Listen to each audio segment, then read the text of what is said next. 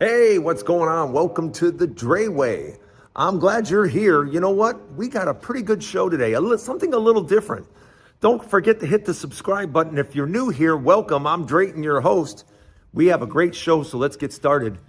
Let's get everybody rocking today. I want you to have a good time. I want to give you a good show, so let's get started. Let's go!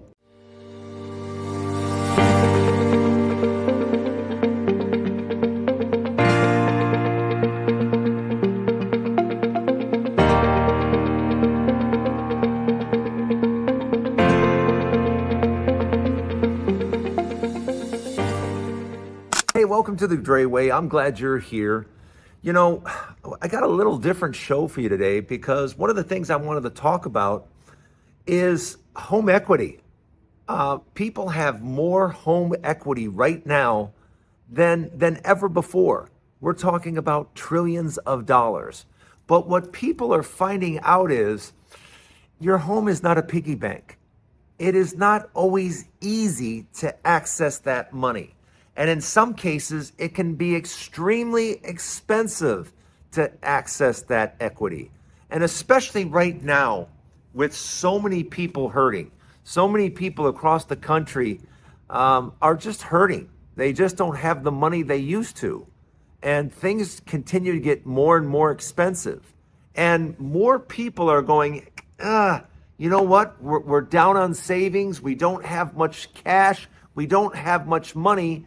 But we have this house, and this house has a lot of value compared to where we bought it at. So now why don't we tap into that?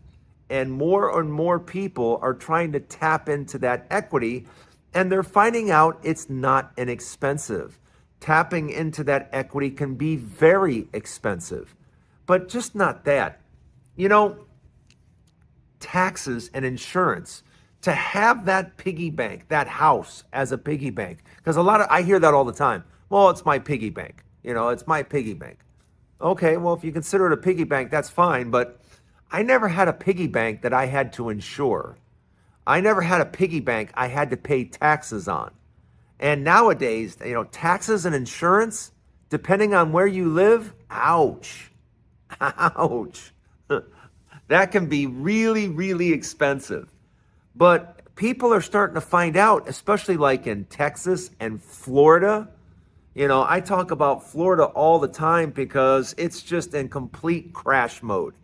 Florida, over the next few years, yeah. If you own a condo in Florida, I tell people all the time, right now, today, if you own a condo in Florida, cut it in half. Whatever you think it's worth half that. And you'll see when you try to sell it. If you have a $500,000 condo, no. It's really worth about $250,000, maybe $300,000 tops. But $500,000 for that condo of yours, with that payment, with that insurance, with that HOA, with that on and on and on, the taxes, the insurance, the HOA, it starts to get really, really, really expensive.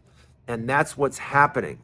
Now, I know real estate is more than just Texas and Florida, but whether you're talking about the East Coast, the Midwest, or California, expenses are expenses, and houses are getting more and more expensive just to maintain. So just to maintain that piggy bank, because a lot of you just keep saying, well, it's my piggy bank, it's my piggy bank. It's turning out to be a really expensive piggy bank. And that's why I tell people all the time, especially right now in this marketplace, I tell people I get asked at least 10 times a day, should I buy, should I rent? Should I buy, should I rent? It's not a tough decision as far as I'm concerned. Right now, you can rent for about half in some places, especially here in Vegas. I can rent a place for almost 40% off what I would pay to buy a house. Why would I want to buy a house and pay $4,000 some odd dollars a month when I can rent the exact same house for $2,400? Yeah, and I can take that money each month that I save and put it into an investment. That seems to make sense to me. That That seems to make sense in this climate right now. But in this climate with such, chaos, with such uncertainty, we have an administration that now doesn't even want to listen to the Supreme Court. Now they don't even want to do. Have you heard about that? I don't mean to get on a sidebar here, but literally the Supreme Court told this administration, hey, that guy you sent to El Salvador, that citizen, yeah, bring him back. And the Department of Justice is like, yeah, no, we're not doing that. So here we are. The Supreme Court says one thing, and the administration just goes, no, I'm not going to do that. So, well, anybody know what kind of country we live in now? Because it's kind of weird to have an administration tell the Supreme Court, yeah, that's nice that you're suggesting that, but yeah, we're not going to do that. Wow. That completely blows my mind. But yeah, getting back to real estate, I know I got off on a tangent, but getting back to real estate, people are finding out right now that accessing that money, that value in the home is expensive. And of course, just owning the piggy bank, just having the piggy bank with taxes, insurance, and repairs. Yeah, I don't think real estate is the piggy bank that you think it is, especially in the future. To think that real estate is going to do what it's done over the last 40 years, yeah, I wouldn't hold my breath on that. Because the thing is, the generations coming up, like for example, Generation Alpha is very, very small. In 30 years, they're going to be looking to buy houses, but there's going to be plenty of them because Generation Alpha is so small. And probably the coming generations are going to continue to be small because the birth rate is so low. The birth rate in the United States is critically low. So who's going to be buying all these houses? Because I know a lot of you are like, well, in 30 years, I'll be able to sell my house and my house will be worth this much. Why? Why will your house be worth that much? All the boomers will be gone. The bigger generations are going to be dying off, and the generations coming up behind that are going to be buying your house 30 years from now, little bitty, bitty, bitty, bitty, bitty, bitty. Look up Generation Alpha. Look it up. And then look up how many people are comprised of Generation Alpha, and you'll see what I'm talking about. And compare that to, the boomers and Generation X, et cetera, et cetera. But let me know what you think in the comments. I'm glad you're here. Welcome to the Dray Way. There's a new Dray Way each and every day. So I hope you hit the subscribe button because I want you to hang around. And we got a lot going on. We got a great show for you. Stay right there. We got more to come. A good friend of mine is losing his business. A business that he's had for 15 years. And he voted for Donald Trump. And because of the tariffs with China, he's going to lose his business. Yeah. And I'm trying to have sympathy for people, but, whether you're a farmer, whether you're an oil worker, or you're in a union, I can't tell you how many people in unions, voted for Trump, and you're in a union? How does that make any sense whatsoever? I'm having a really hard time having any empathy for any of you. How you thought putting somebody so inexperienced and somebody that just, an older person that should be doing what he's doing, and that is just playing golf, he shouldn't be running the free world. Yeah, especially a game show host. He did a lousy job the first time. And you guys decided to bring him back, and now you want sympathy from me that you're losing your business, that you're losing your farm, that you're losing your dealership. I got to be honest, I don't care. And I know that sounds terrible, but I don't have any sympathy whatsoever. To all you farmers out there that are going to struggle over the next few years, I don't care. And I mean that from the bottom of my heart. I don't care. You know, small towns, you are going to suffer under this administration. But this is exactly what you voted for.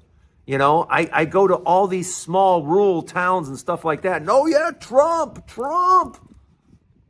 He's got nothing for you. Nothing. He doesn't care about small town America. He doesn't care about your issues, your problems, your needs. Nothing.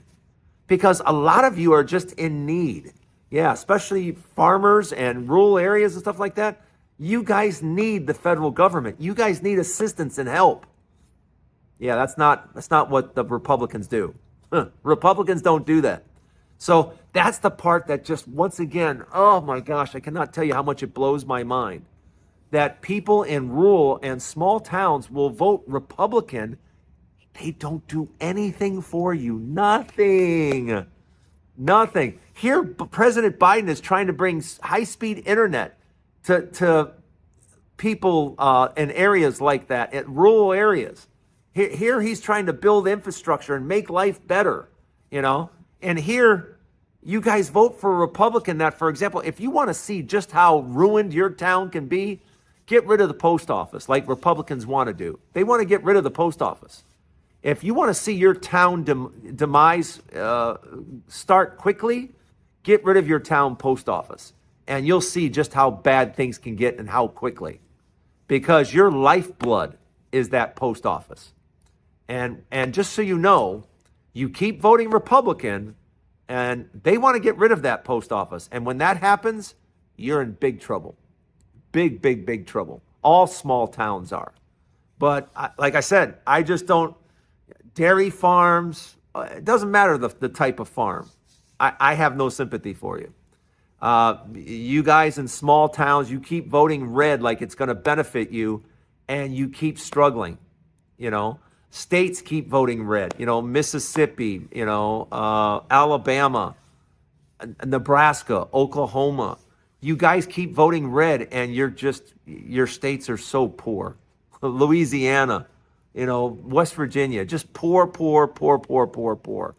And you guys just keep voting red. And it just, you know what? You do you, I guess, but just know you're not going to get any sympathy here. Let me know what you think. Don't go anywhere. I have a final thought. Wasn't that fascinating this week, especially here on, if you were on TikTok? TikTok had all the people, all the manufacturers in China basically calling out all the luxury brands going, yeah, your stuff's not made in France. It's not made in Italy. It's made here in China. Just because you put a Italian tag on it or a French tag. We all know we made it here in China. We're using the same, we build the entire thing, we ship it to you, and then you guys put in this little tag with a logo. Yeah. So they spilled the tea. They let everybody know, you know, these $150 Nikes, yeah, this shoe company right here makes the same shoe for about $11.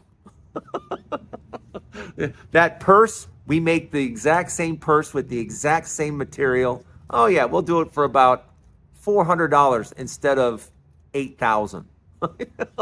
And it's like, whoa, man. And it's hysterical to watch, you know, because all these luxury brands are like, oh, you know, we're made in Italy, we're made in France, and no, China, no, made in China. And now to have the Chinese, basically all the manufacturers going, look, hey, if you want to, or you can order from us direct. Yeah, you know, you don't have to buy things retail in the United States anymore, because when you start to look around, when you really start to absorb it, when you start to think, you're starting to go, wow, they really make a lot of money overcharging us for stuff that's just made in China. It's just made in China. But they slap a label on it and quadruple the price. And for what? Why am I paying all this money? But that's true in America. I hate to break it to you. Do you know we buy more pharmaceuticals, more pills than any country by far. I mean, it's not even, it's the United States way up here and it's the next country way down here. We buy more pharmaceutical pills than any country far and away. But who pays the highest price? We do. I want you to know we pay the highest prices for just about everything around the world.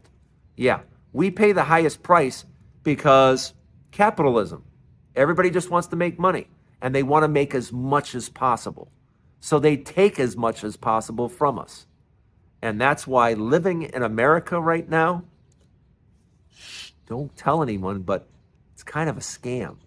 Yeah, you're getting scammed in all areas, whether it be healthcare, whether it be energy cost, you name it. You name it. We pay the highest costs. Why? Because they just want to take our money. They want to take our money and not just take a little bit of it, they want it all. That's the Dray Way for today. Let me know what you think. Are we just being scammed? Let me know in the comments. I want to see what you have to say. That's it for Dray Way. I'm glad you were here today. I hope to see you again tomorrow, right here on the Dray Way. Have a great day, everybody.